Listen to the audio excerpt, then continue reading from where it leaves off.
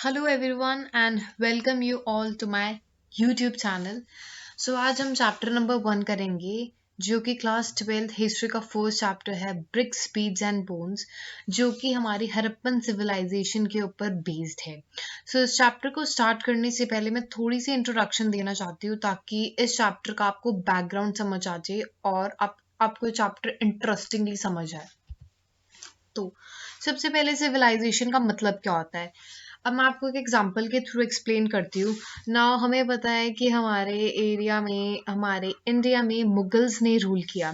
तो जब भी हम मुगल्स की स्टडी करते हैं, so what we study about, हम उनके बारे में क्या स्टडी करते हैं?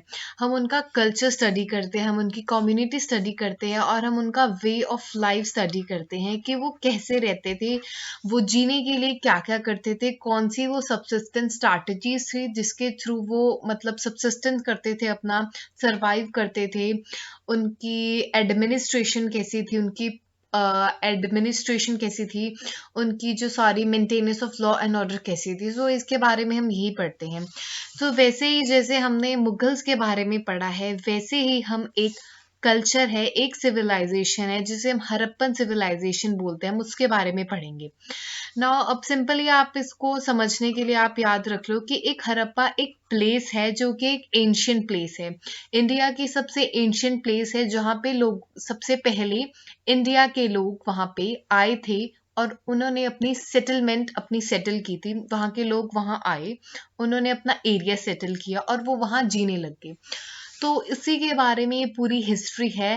That is why it is called known as Harappan civilization, क्योंकि तो एरिया था सबसे पहले जो उन्होंने कवर किया था वो हड़प्पा था। इसके बारे में आगे जाके आपको क्लियर हो जाएगा, मैं बस एक थोड़ी सी इंट्रोडक्शन दे रही हूँ यहाँ पे।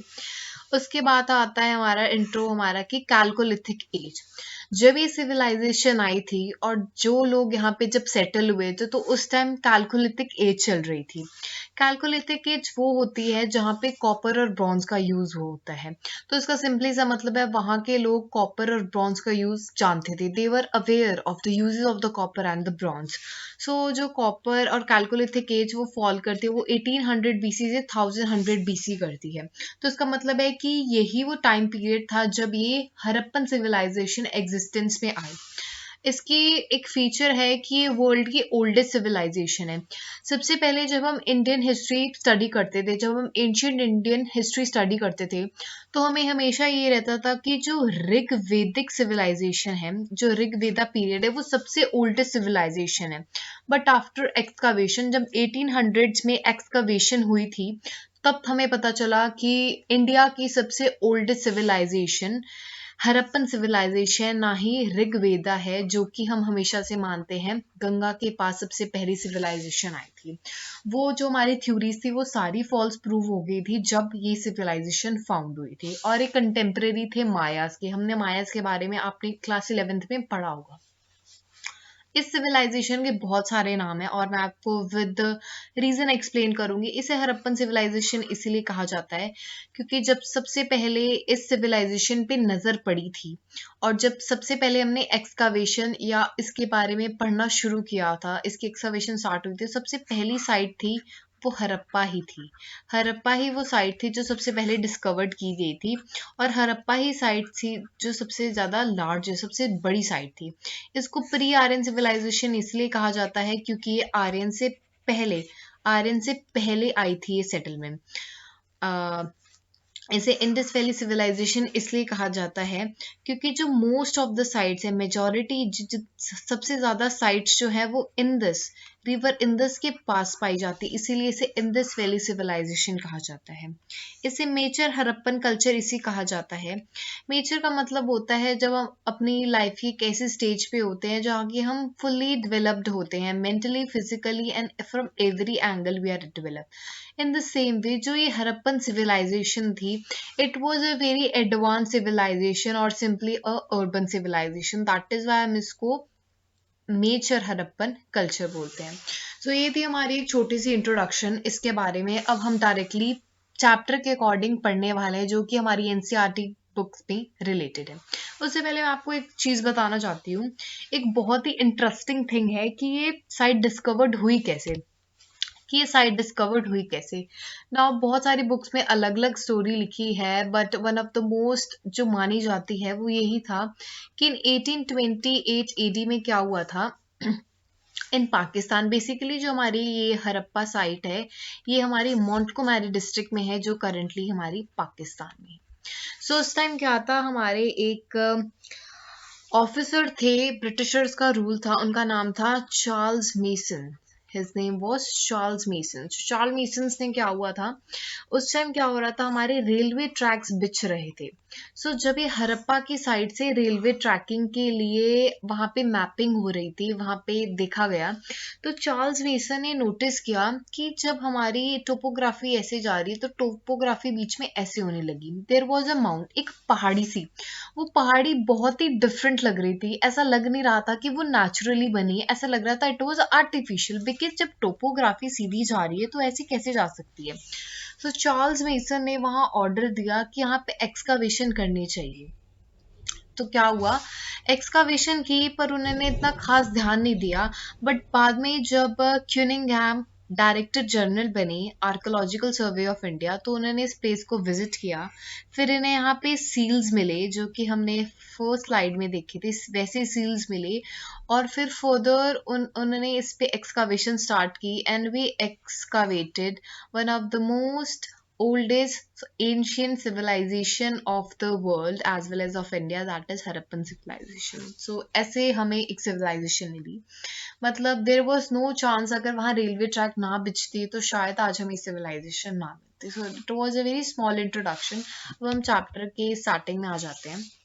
ओके, तो आपको थोड़ा आइडिया लग चुका है कि हरप्पन कल्चर किसके बारे में है। तो जब हम देखते हैं तो हमारे फर्स्ट पेज इस बुक में ये वाली सील आती है, and this seal is known as Harappan seal.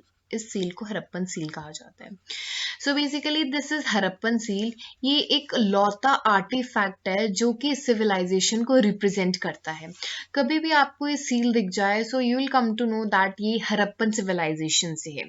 अब आप इस सील में सबसे पहले नोटिस करिए, जो ये मटेरियल है, जिस मटेरियल से बनी है, it is called steatite. Steatite material से बनी है।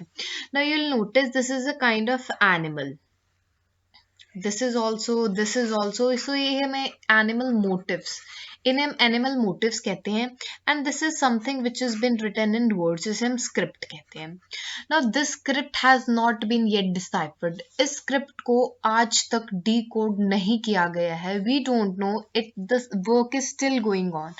As soon as कोई script deciphered हो जाती है, then it is going to change the history, because आज तक इसकी स्क्रिप्ट डिसाइफर्ड नहीं हुई है।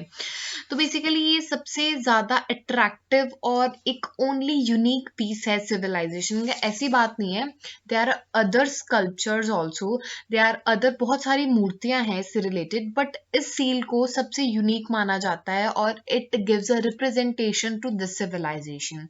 सो सबसे जो इंटरेस्टिंग बात है वो एक स्टेटाइट मटेरियल से बनी है, और जो मोटिव्स और ये जो स्क्रिप्ट है ये आज तक डिस्काइफर्ड नहीं हो पाएगी, डिकोड नहीं हो पाएगी। तो इस सिविलाइजेशन की ड्यूरेशन मैनी बुक्स में अलग अलग थ्योरीज के अकॉर्डिंग है, बट हम बुक के अकॉर्डिंग अगर चलेंगे तो इट इज अबाउट 26 BC से 1900 BC तक है। एंड वी नो कि BC में हम उल्टा चलते हैं। Okay, next. ओके, सबसे पहले जब हम सिविलाइजेशन को स्टडी कर रहे हैं, हमें कम से कम एक्सटेंट पता चलना चाहिए कि इसका एक्सटेंट कहाँ था। नाउ यू विल सी, ये इंडिया के एरिया में भी है। This is Punjab, this is Haryana, and this is Rajasthan, this comes Gujarat, और ये पाकिस्तान से होता होता अफगानिस्तान एंड टू ईरान तक है। सो इसका एक्सटेंट बहुत ही ज़्यादा था। तो आप इसका करंटली एक्सटेंट अगर आप आज की डेट में देखोगे तो ये आज जम्मू एंड कश्मीर, मांडा रीजन जहाँ की चिनाब रिवर फ्लो करती है, टू सुकडांडू बलूचिस्तान तक एक्सटेंड है इसका, वेस्ट में, नॉर्थ में, और साउथ में इसका महाराष्ट्र तक एक्सटेंड है, और ईस्ट में इसका यूपी तक एक्सटेंड है। तो इस सिविलाइजेशन एक्सटेंड बहुत ही ज्यादा था, बहुत ही वास्ट एरिया ये कवर करता था। करंटली आप देखोगे तो it is covering about 4 countries, it is covering about 4 countries. आप देख सकते हैं इसका एक्सटेंड बहुत ही ज्यादा था।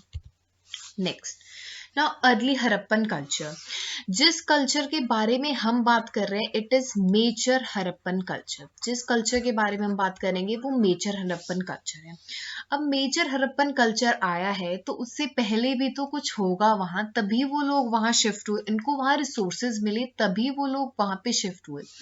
तो यस, देयर आर एविडेंसेस जो प्रूव करते हैं कि उस एरिया मेजर हड़प्पन कल्चर के आने से पहले वहां पे एक उससे पहले भी वहां लोग रहते थे, जिस कल्चर को हमने नाम दिया अर्ली हड़प्पन कल्चर।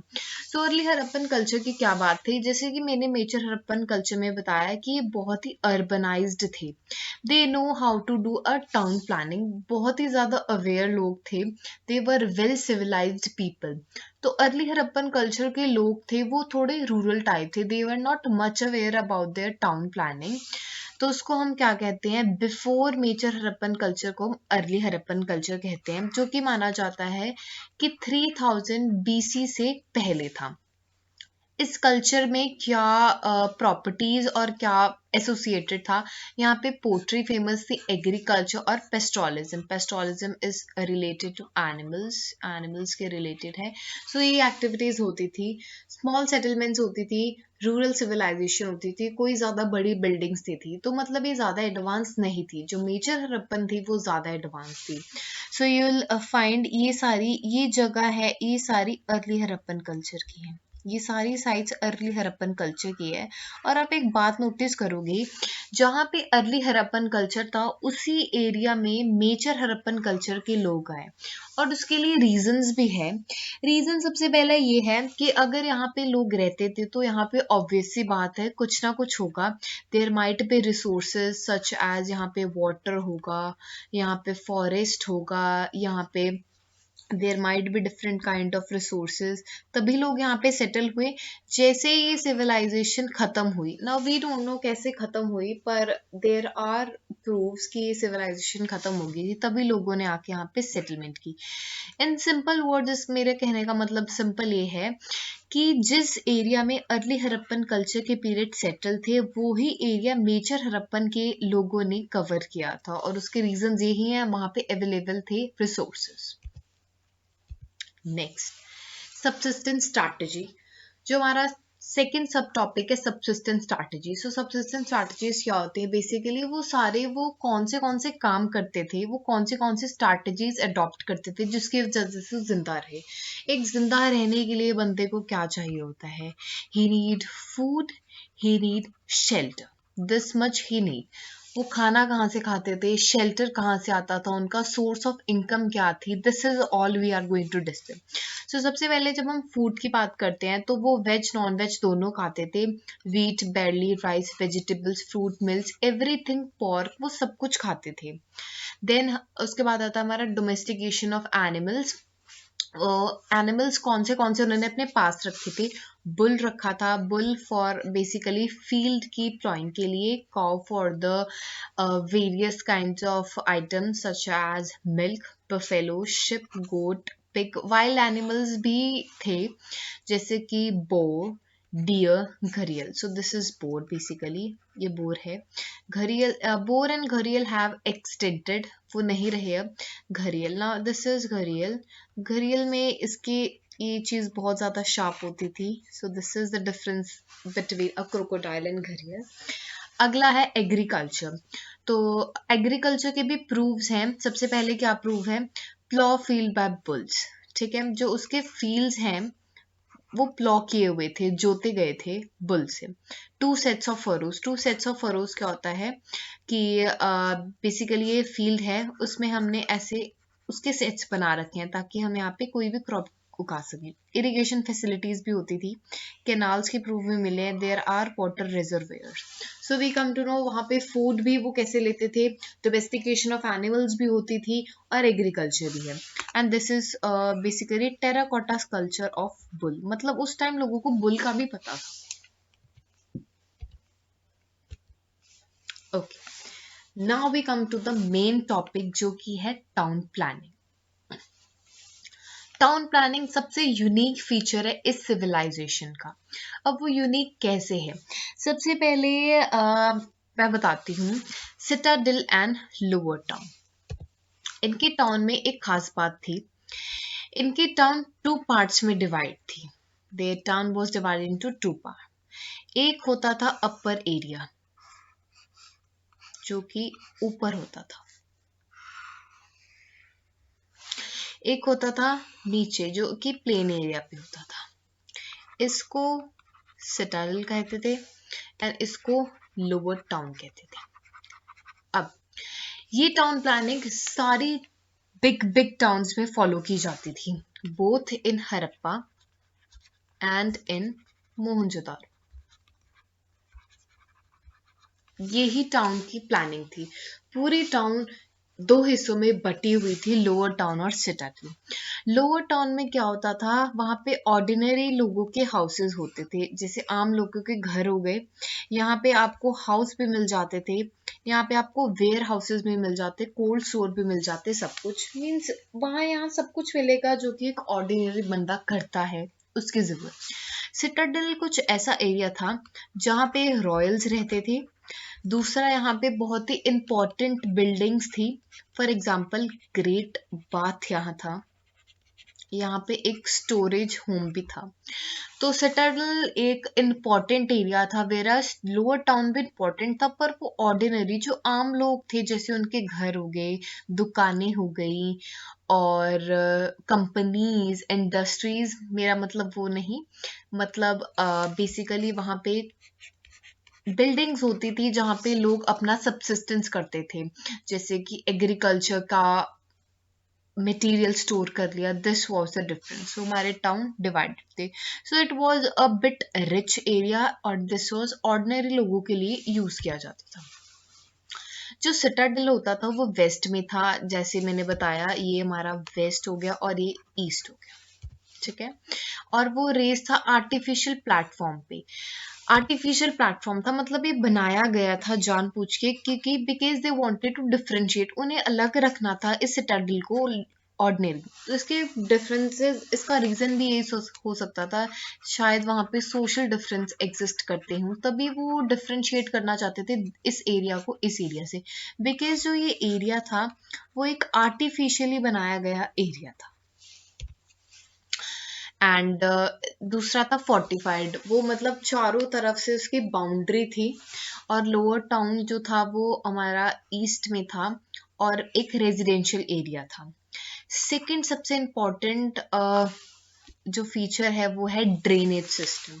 ना मैं आपको ड्रेनेज सिस्टम कैसे बताऊं, इट वाज वेरी, ड्रेनेज जो सिस्टम था वो जिप्सम और मोटार से बना हुआ था, covered with loose stones, grid pattern, sewage passes through big channels. ना ग्रिड पैटर्न क्या था, ग्रिड पैटर्न कुछ ऐसा था, ड्रेनेज।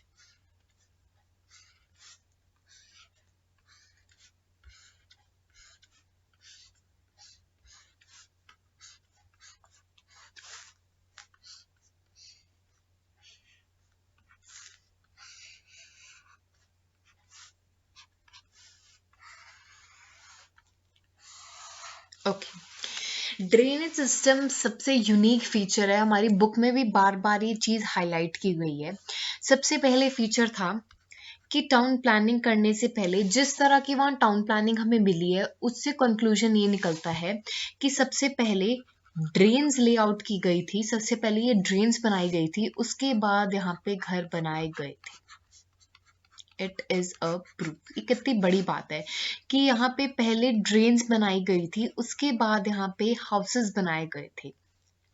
तो यहाँ पे ड्रेन सबसे पहले बनाई थी and it was a well plain. Second feature है, it was a right angle, 90 degree पे थे ये सारे ड्रेन्स, कहीं ना कहीं एक दूसरे से कनेक्टेड थे 90 डिग्री, सो दैट इस घर का वेस्ट आए तो वो करंटली जाके यहाँ मिले, इस घर का आए तो ये यहाँ मिले। थर्ड फीचर था, ये सारा वेस्ट फिर एक बिग पाइप से जाके डंप किया जाता था आगे पिट्स में। मतलब यहाँ पे कुछ भी, कोई भी तरह की हिंड्रेंस नहीं होती थी। मतलब यहाँ कभी भी कचरा नहीं फंसता था कि यहाँ पे कचरा फंस गया, यहाँ कुछ हो गया। यहाँ पे किसी चीज की हिंड्रेंस नहीं थी, डायरेक्टली एक पाइप में जाके मिल जाते थे जो कि आगे पिट्स में भर जाता था। मतलब यहाँ पे इतना सैनिटरी प्रेजेंस थी, मतलब ये इतना ज्यादा ध्यान रखते थे क्लीनिनेस का। ड्रेनेज सिस्टम क्यों है?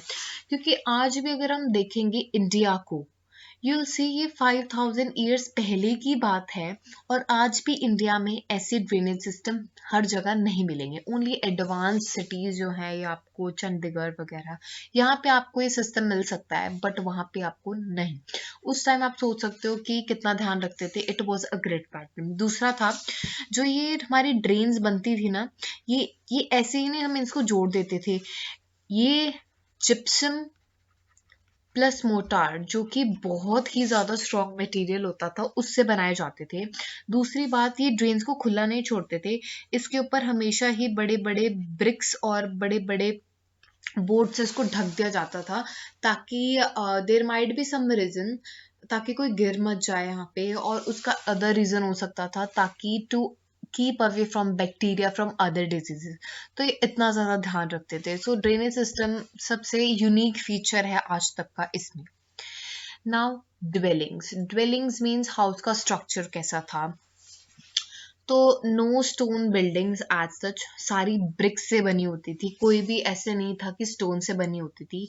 स्टैंडर्ड बर्न्ड ब्रिक रेशियो, जो यहाँ पे, अच्छा मैं आपको एक ग्रिड का पैटर्न दिखा देती हूँ। ये ऐसे होती है ग्रिड पैटर्न, और ये सारी ऊपर ऊपर से कवर होती थी, ठीक है। और ये सिटाडेल मोहनजोदारो का है। ये मैंने आपको बताया था, ये सिटाडेल है जो कि अलग है, और this is basically lower town. So Citadel में आप देखोगे यहाँ पे ग्रेट बाथ भी है, ग्रेट ग्रैंडरी भी है, पिलर्ड हॉल भी है, कॉलेज भी है, स्तूपा। सो सारी इंपॉर्टेंट चीजें यहाँ पे थी। और यहाँ पे आप देखोगे सिटाडेल ये रेजिडेंशियल एरिया था, ये भी रेजिडेंशियल एरिया था, ये भी। So you see how it is being differentiated. Okay, next is कि यहाँ पे बर्न्ट ब्रिक रेशियो थी। अब आप कभी भी देखोगे, जो इनकी ब्रिक्स की रेशियो थी सारी जगह, starting from the Harappa to the south of Mohenjodaro, you will see यहाँ पे ब्रिक्स की रेशियो सेम थी। आप इमेजिन कर सकते हो, जो brick and ratio Jammu and Kashmir में है, वो ही आपकी जाके चेन्नई में है। कुछ ऐसा, ऐसी मतलब आप सोच सकते हो कि ऐसा ही एक तरह का प्लानिंग की हुई थी। मतलब उनकी रेशियो फिक्स थी। सो इसका मतलब यही हो सकता है कि the same orders have to be followed all over the civilization, ठीक है। Okay, next is houses very, 2 rooms to huge room.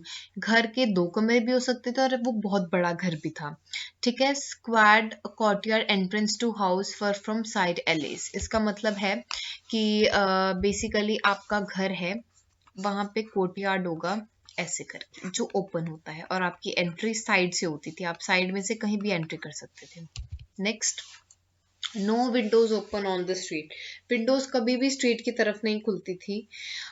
ये प्राइवेसी के लिए होता था। वेल वेंटिलेटेड हाउस थे, और पर्सनल पेव्ड बाथरूम भी होता था। मतलब वहां पे कुछ ऐसा सिस्टम नहीं था कि जो वहां पे बाथरूम है वो ऐसे ही बना दिया। It was a well paved bathroom. Well paved in the sense कि वो gypsum and mortar and brick से अच्छे से बना हुआ था। And wells in the house, well भी पाए गए हैं। About 700 wells have been found from the Mohenjodaro. Basically ये एक कंप्यूटराइज पिक्चर बनाई गई है मोहनजोदारो के हाउसेस की और हड़प्पन सिविलाइजेशन के हाउसेस की। सो you will C, it was a computerized picture. You will see, first of all, you see this tree. This train is coming and it is going under beneath this area. फिर आप देखोगे कि कभी भी doors किसी के घर के आमने सामने नहीं खुलते थे। देन विंडो स्ट्रीट की तरफ नहीं खुलती थी। ये स्ट्रीट है पर विंडो इस तरफ नहीं खुली, उस तरफ नहीं खुली है, विंडो इस तरफ खुली है। देन वेंटिलेटेड हाउस थे, और यू विल सी कि प्राइवेसी सारी थी यहाँ पे, कोई ऐसा था नहीं, ठीक है। सो this is all about town planning. I hope आपको ये समझ आ गया होगा। Let's move buildings in Citadel. Now Citadel की कुछ इंपॉर्टेंट बिल्डिंग्स है जो आपको याद कर लेनी चाहिए अकॉर्डिंग टू योर सिलेबस। सबसे पहले आता है हमारा great bath. Now this is your great bath. ये ग्रेट बाथ ऊपर भी था, पर ऊपर टाइम के अकॉर्डिंग ये सारा गिर चुका है, बट हमारे पास ये बचा है। मेन हमारा ये है, this area, this is great bath. Okay, so सबसे पहले ग्रेट बाथ के बारे में पढ़ लेते हैं। सो एक वो लार्ज रेक्टेंगुलर टैंक था, जैसे हमारे स्विमिंग पूल्स होते हैं वैसे ही वो था। कॉरिडोर ऑन 4 साइड्स, वो कॉरिडोर होते थे इसके चारों तरफ। यहाँ चारों तरफ एक कॉरिडोर था, मतलब ये ओपन एरिया था, और यहाँ पे जाके रूम्स थे, इसका मतलब ये है। फिर है water proof made of gypsum, ये वाटर टाइट था। वाटर प्रूफ मीन्स यहाँ पे पानी कोई लीकेज हो ही नहीं सकती थी, because this was made from the gypsum and motor से बना हुआ था। अगला है प्रॉपर ड्रेनेज सिस्टम था, इसका एक प्रॉपर ड्रेनेज सिस्टम था। यहाँ पे पाइप्स फिट थी जो कि इस पानी को ड्रेन करके बड़े पाइपलाइन से कनेक्ट कर देती है, एंड फर्दर वो पिट्स में आगे गड्ढों में भेज देती थी। Entry from north and south step, आप देख सकते हो यहाँ से स्टेयर से एंट्री होती थी, यहाँ से भी नॉर्थ और साउथ दोनों जगह से आपकी एंट्री होती थी। Then next is might made for special ritual purpose, इसको बोला जाता है कि कोई रिचुअल पर्पस के लिए हो। जैसे आपने गुरुद्वाराज में देखे होंगे कि वहां जाने से पहले हमें पैर को पानी में डुबो के जाना होता है, एक रिचुअल होता है, ताकि we should be pure, our soul should be pure. तो there are some theories which से कि ये एक स्पेशल पर्पस के लिए बनाया जाता था।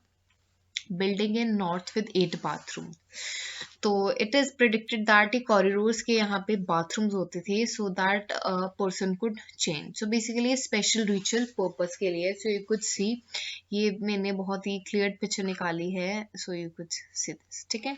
Then warehouse, warehouse भी हमें दिया है। वेयर हाउस बेसिकली क्या होता है, स्टोर हाउस होता है, ठीक है। Now you will C store house असलियत में ऐसा है, it is not given in your book, तो आप यहाँ से देख सकते हैं।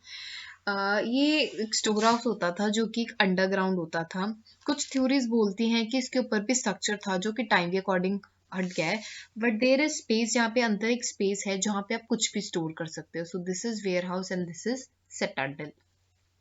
सो ये दोनों बिल्डिंग्स थी जो हमारे सिटाडेल में प्रेजेंट थी। नेक्स्ट,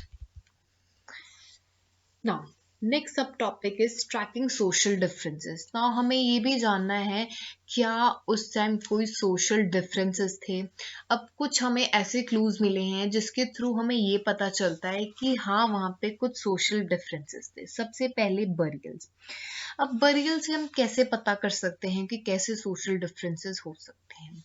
ना बरियल्स में हमने जब एक्सकावेशन की तो हमने पाया कि लोगों को अलग अलग तरह से दफनाया जाता था। जैसे कि कुछ लोगों को कुछ लोगों को क्या दबाया जाता था, गड्ढा खोद दिया जाता था और उनके अंदर उनको बरी कर दिया जाता था। This was the first way. Second way क्या होता था, यहाँ पे पिट की जाती थी, मतलब सेम इसी की तरह गड्ढा किया जाता था, बंदे को इसके अंदर बरी किया जाता था, देन उसको स्टोन से उसकी एक बाउंड्री बनाई जाती थी, फोर्टिफाई किया जाता था उसको, मतलब यू नो व्हाट, एक तरह से कवर, एक तरह से प्रोटेक्शन दी जाती थी। जो हमारा थर्ड टाइप का बरियल पाया गया है वो ये है कि एक बंदे को दफना दिया जाता था, प्लस उसके साथ बहुत ही ज्यादा आर्टिफैक्ट्स, अलग अलग तरह की चीजें दफना दी जाती थी। तो सबसे पहले मैं समझाती हूँ। Okay, different burial style represent different economic status. अब ऐसा भी है कि फॉर एग्जांपल अगर कोई पुअर है तो उसको सिंपली आप डिग कर दो और बरी कर दो। दूसरा वे ये था कि डिग कर दो, बरी कर दो, फोर्टिफाई कर दो, मतलब ही might be rich person. Third, अगर किसी बंदे के साथ ज्यादा आर्टिफैक्ट्स के साथ दफनाया जा रहा है, फॉर एग्जांपल किसी को गोल्ड के साथ दफनाया जा रहा है, किसी को रिंग्स के साथ दफनाया जा रहा है, प्रेशियस मेटल के साथ, so he might be someone very special, he might be king. और वहीं अगर एक बंदे को कॉपर के बर्तनों के साथ दफनाया जा रहा है, सो ही माइट बी पुअर। सो इससे हमारे सोशल डिफरेंस ट्रैक होते हैं, दो तरह से होते हैं। फर्स्ट ऑफ ऑल जो बरी होने का स्टाइल है, जो कि 3 स्टाइल है। दूसरा है the kind of artifacts they have been buried, ठीक है। अब देखो, फर्स्ट ऑफ ऑल है डिफरेंट बरियल स्टाइल जो मैंने आपको बता दी हैं। देख सेकंड है ornaments with burial. Rich people वो buried with precious ornament jasper a king might be of king, जो हमारी बुक में दिया है। While poor were buried with ornaments made with the copper. तो ये डिफरेंस है। सो आपकी बुक में दिया नहीं है, so you can see the pictures. ऐसे ऐसे दफनाया जाता था। एक को सिंपली डिग कर दो, दूसरे को फोर्टिफिकेशन दे दो, थर्ड की बहुत सारे आर्टिफैक्ट्स के साथ दबाया जाता था। ओके, ये हमारा फर्स्ट वे था डिफरेंस।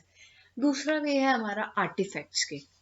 अब आर्टिफैक्ट्स के हम कैसे इससे हम कैसे डिफरेंसेस निकाल सकते हैं। For example, you compare your self being a middle class person, you compare your self with someone who is very rich. ना अब डिफरेंस निकालना होगा, सो यू विल फाइंड दैट हमारे जो घर में होगा वो बेसिकली एक डेली यूज़ के प्रोडक्ट्स होंगे, और ऐसे प्रोडक्ट्स जो कि रेयर नहीं हैं, जो कि आम मार्केट में मिल जाएंगे। Whereas if you go with the rich families or simply the families having the ancient background, और जो कि राजा महाराजा की families हैं, they are having very collection of very precious stone. They are having such kind of material which is very rare, जो कि daily use में हम use करते ही नहीं है, जो यहाँ आसपास आपको नहीं मिलेगा। Either you have imported from some foreign country और इट इज वेरी एंशियंट। तो यही रीजन हो सकते हैं। तो in the same way artifacts help us to determine the social difference. Artifacts हमारी बहुत मदद करते हैं कि हम उन सोशल डिफरेंसेस को ट्रैक कर सकें। सबसे पहले है हमारा, टू टाइप के ऑब्जेक्ट्स होते हैं, utilitarian and luxuries. Utilitarian objects वो होते हैं कि जो डेली यूज में हम यूज करते हैं, जो बहुत ही चीप मटेरियल होता है, जैसे कि क्वेरिन्स, पॉटरी, निडल्स। क्वेरिन्स ये होते हैं पॉटरी एंड निडल्स। ठीक है, ये आम चीज होती थी जो हर किसी के घर में मिल जाती थी उस टाइम। ठीक है, नाउ पोर्ट्स तो हर किसी के घर में मिल जाते थे। सो जिसके घर में ये मिल जाएगा, so we will understand he is a middle class. जो लग्जरीज ऑब्जेक्ट्स होते थे, जैसे कि नॉन लोकल मटेरियल, जैसे कि परफ्यूम बॉटल्स होते थे, फियांस के मटेरियल होते थे, ये बहुत रेयर चीज़ें होती थी जो कि कुछ ही घरों में मिलती थी। सो मैं कंक्लूड कर सकते थे कि जिसके घर में पॉट ऑफ फियांस मिल जाए, परफ्यूम बॉटल्स मिल जाए, ऐसा मटेरियल मिल जाए जो आसपास नहीं मिलता हो, either it has been imported from outside, तो हम तो यही मानेंगे कि ही माइट बी रिच। और यही हुआ है। There are only in the whole civilization, there are only two places, that is Harappa and Mohenjodaro, जहाँ पे ऐसे मटेरियल मिले हैं, विच सजेस्ट दैट मोहन और हरप्पन और मोहनजोदारो में rich people were living. This is being theory. ठीक है, ओके। नाउ इसकी एक लिमिटेशन भी है इस आर्टिफैक्ट्स वाले के ऊपर सोशल डिफरेंस करना। सबसे पहले लिमिटेशन यही आ जाती है कि कुछ ऐसे मटेरियल है जो कि रेयर मटेरियल से बने हैं, पर वो हर किसी के घर में मिल रहे हैं। Like pot of faience. Faience एक बहुत ही रेयर मटेरियल था उस टाइम, पर यही फियांस के मटेरियल को यूज किया जाता था स्पिंडल वोर्स बनाने में। ये स्पिंडल रोल्स बनाने में फाइनेंस का मटेरियल यूज किया जाता है। तो हमें कंफ्यूजन होती है कि जब ये रेयर मटेरियल है फियांस, तो ये कैसे आम लोगों के यूज में आ रहा है। सो this is the one of the most एक लिमिटेशन है इसके बारे में। आई होप आपको सोशल रेफरेंसेस समझ आ गए हैं। सो this is the last topic of this video. बाकी हम दूसरी वीडियो में मैं आपको सारा कवर कर दूंगी। Craft production. तो क्राफ्ट प्रोडक्शन के लिए बहुत ही ज़्यादा फेमस था हरप्पन एरिया, बिकॉज यहाँ के सोर्सेज बहुत ज़्यादा थे। ये एरिया वाटर बॉडीज के साथ बहुत लगता था ना। You have seen Dholavira which is in India, in Gujarat. वो area like Gujarat is like this, वो एरिया रिवर्स के साथ लगता था। तो बेसिकली रिवर से ही हमें शेल्स वगैरह मिलते थे उस टाइम, क्योंकि उस टाइम वही एक सोर्स होता था ज्वेलरी का, क्राफ्ट प्रोडक्शन का। तो वही धोलावीरा एक सेंटर ऑफ प्रोडक्शन बन चुका था। Okay, craft production.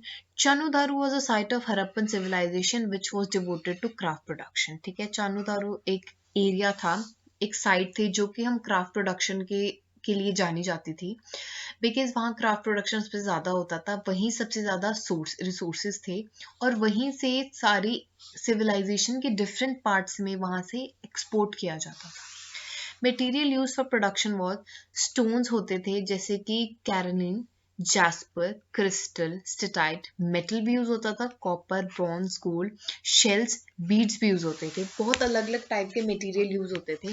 So you will see this is jasper. ये एक तरह का स्टोन है. It is a very beautiful stone, बहुत ही सुंदर है. क्वार्ट्ज भी एक तरह का स्टोन है which is also a beautiful stone. And steatite एक मटेरियल है. मटेरियल बेसिकली ये स्टोन से ही ऑब्टेन होता है. सो यू विल सी बहुत सारे मटेरियल यूज होता था. This is stone. Specialized drill have been found in Chanhudaro, Lothal and Dholavira. ठीक है. तो चानोधारो में भी मिला है, लोथल में भी मिला है, धोलावीरा कुछ ऐसी ड्रिल्स मिली है जो कि स्पेशलाइज्ड बनाई जाती थी ज्वेलरीज बनाने के लिए. ठीक है. सो this is all about craft production. और वेस्ट मटेरियल और रॉ मटेरियल से हमें ये सेंटर्स पता चलते हैं. अब वेस्ट मटेरियल से कैसे पता चल जाता है? For example this has been one side, this has been one side. Now you will find कि जब भी हम ज्वेलरी वगैरह कुछ भी बनाते हैं there is a waste material जो कि बच जाता है. तो जिस एरिया से हमें ज़्यादा वेस्ट मटेरियल मिलेगा बेसिकली हम उसे बोल देंगे कि ये एक क्राफ्ट प्रोडक्शन की साइट थी, बिकॉज हमें सारा मटेरियल नहीं मिल सकता.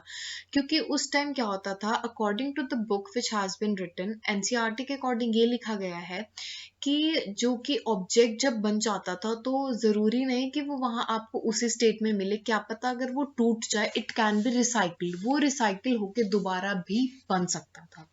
सो हम वेस्ट मटेरियल के ही बेसिस पे हम क्राफ्ट प्रोडक्शन को आइडेंटिफाई करते थे. So this is all about this video. इस वीडियो में मैंने लगभग हाफ चैप्टर कवर कर लिया. इन नेक्स्ट वीडियो आपका पूरा चैप्टर कवर हो जाएगा. So and this was my first video on YouTube. So अगर आपको वीडियो पसंद आई हो और मेरा पढ़ाया समझ आया हो तो प्लीज़ डू कमेंट. और अगर आपके कोई भी डाउट्स हो तो आप कमेंट सेक्शन में पूछ सकते हैं. मैं अपना टेलीग्राम लिंक भी इसके साथ अटैच कर दूंगी.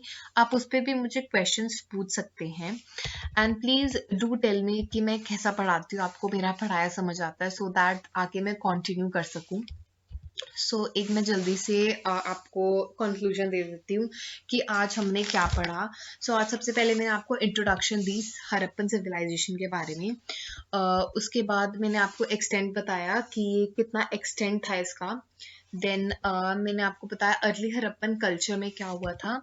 Then we did about subsistence strategies, वो कौन सी स्ट्रैटेजीज वो यूज़ करते थे सर्वाइवल के लिए, कौन सा फूड खाते थे, कौन से एनिमल्स को रखते थे, और एग्रीकल्चर में क्या क्या होता था. Then we did about town planning, जो सबसे इंपॉर्टेंट टॉपिक है, आपको ये करना चाहिए. अगर आपको मेरे से नोट्स चाहिए, मेरे रिटन नोट्स, तो आप मुझे मैसेज कर सकते हो और आप कमेंट में मेंशन कर सकते हो, मैं आपको पर्सनली सेंड कर दूंगी.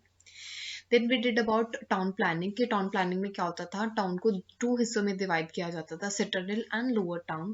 Then we did about drainage system, dwellings के बारे में पढ़ा. देन हमने बिल्डिंग की सिटाडेल की, कि सिटाडेल में 2 सबसे इंपॉर्टेंट बिल्डिंग्स थी, great bath and the great granary. हमने सोशल डिफरेंसेस किए कि बरियल्स के थ्रू में कैसे सोशल डिफरेंसेस पता चलते हैं, आर्टिफैक्ट्स के थ्रू कैसे पता चलते हैं, उसके लिमिटेशंस किए. फिर हमने क्राफ्ट प्रोडक्शन की कि चानोधारो कैसे एक साइट था और कौन सा मटेरियल यूज़ होता था और स्पेशल ड्रिल्स कहाँ पे मिली. So thank you all for watching this video and please do share this video with your friends, and this was my first video. Thank you.